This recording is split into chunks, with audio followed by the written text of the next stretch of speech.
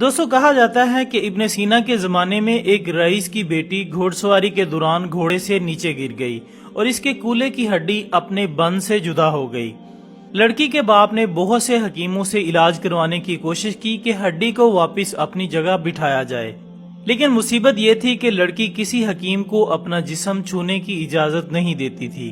باپ نے بہت اصرار کیا لیکن بیٹی کسی طرح راضی نہیں ہو رہی تھی اور روز بروز کمزور ہوتی جا رہی تھی۔ آخر لوگوں نے مشورہ دیا کہ شہر سے باہر دور ایک خاص حکیم رہتے ہیں، آپ کو ان سے مشورہ کرنا چاہیے۔ وہ شخص حکیم صاحب کے پاس گیا اور اپنا مسئلہ بیان کیا۔ حکیم صاحب نے کہا کہ ایک شرط پر میں آپ کی بیٹی کا کولا ہاتھ لگائے بغیر واپس بٹھا سکتا ہوں۔ وہ شخص کہنے لگا کہ شرط جو بھی ہو وہ قبول کرنے پر آمادہ ہے۔ حکیم نے کہا کہ شرط یہ ہے کہ ایک بہت موٹی تازی گائے میرے لیے لاؤ تو میں علاج کر دوں گا۔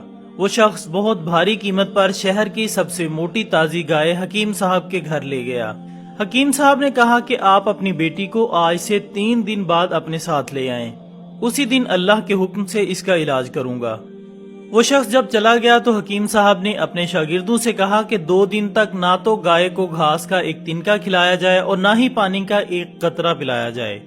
شاگرد حیران ہوئے کہ اتنی صحت مند گائے 2 دن میں بھوک اور پیاس سے کہیں مر نہ جائے، لیکن چونکہ استاد کا حکم تھا اس لیے تعمیل کے سوا کوئی چارہ نہ تھا۔ 2 دن تک گائے بھوک اور پیاس کی شدت سے بہت کمزور ہو گئی۔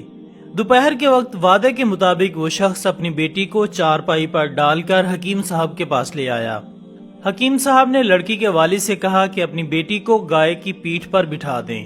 سب بہت حیران ہوئے لیکن حکم ماننے کے علاوہ اور کوئی راستہ نہ تھا، لہٰذا لڑکی کو گائے کی پیٹھ پر بٹھا دیا گیا۔ اب حکیم صاحب نے اپنے شاگردوں سے کہا کہ لڑکی کے دونوں پاؤں گائے کے پیٹ کے گرد رسی سے باندھ دیں۔